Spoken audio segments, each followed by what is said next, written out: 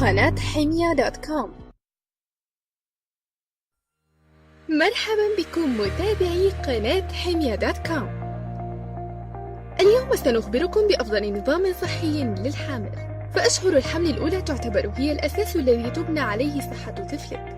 فإذا كنت تؤسسين طفلك بطريقة سليمة فسيولد بصحة جيدة ولن يعاني من أي أمراض في فترات حياته الأولى، ونحن سنساعدك في الحصول على صحة جيدة. لذا تابعي معنا. في فترات الحمل الأولى ستعانين من بعض الأعراض مثل التقيؤ وفقدان الشهية والإعياء، لذا يجب عليك أن تتبعي نظاما صحيا من أجل تغذية جيدة وسليمة للتغلب على هذه الأعراض. فيجب عليك أن تكثري من تناول الفاكهة والخضروات والبروتينات ومنتجات الألبان. وإليك بعض النصائح للأشهر الأولى.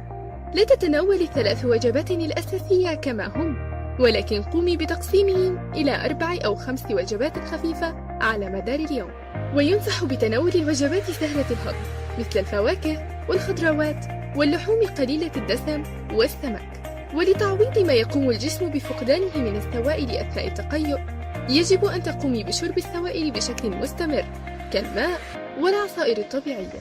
ولا يمكننا إغفال أهمية الكالسيوم للجنين وللأم، لذا يجب أن تتناولي منتجات الألبان بشكل يومي. أما عن الفترة الثانية التي تمتد من الشهر الرابع إلى الشهر السابع، ففي هذه الفترة تبدأ الأم في استعادة شهيتها مرة أخرى، ويتوقف الشعور بالغثيان والقيء. ومن أفضل الأطعمة في هذه المرحلة الأطعمة التي تحتوي على البروتين مثل اللحوم والدجاج والبيض والبقوليات، حيث أن البروتين يعمل على تكوين أنسجة الجنين ويساعد على نمو عضلاته. ولا تنسي أيضا أن تتناولي الأطعمة التي تحتوي على الأوميغا 3 والتي ترجع أهميتها إلى العمل على تطور دماغ الجنين. أما عن الأشهر الأخيرة من الحمل، ففي هذه المرحلة يجب عليك الاهتمام جيدا بنظام التغذية، وذلك لتقليل الأعراض التي ستشعرين بها كلما اقترب موعد الولادة. فيجب أن تقومي بتقليل تناول الملح والمخللات والأطعمة المعلبة لاحتوائها على عنصر الصوديوم. وينصح بتناول الأطعمة التي تحتوي على عنصر الحديد من أجل الحماية من الإصابة بفقر الدم. وأخيرا سنخبرك بالأطعمة التي يجب عليك الابتعاد عنها طوال أشهر الحمل، لأنها تؤثر على نمو الجنين بشكل كبير. الدهون المشبعة، والتي تكون موجودة في الزبدة واللحم الأحمر والحليب الكامل الدسم والمأكولات المقلية.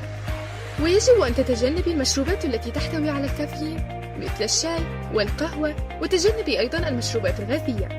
وينصح أيضا بالابتعاد عن المواد المصنعة من الأعشاب بسبب عدم معرفة النواتج التي قد تنتج عنها. وللمزيد من النصائح تابعونا دائما على حمية دوت كوم، ولا تنسوا الاشتراك في القناة كي يصلكم كل جديد.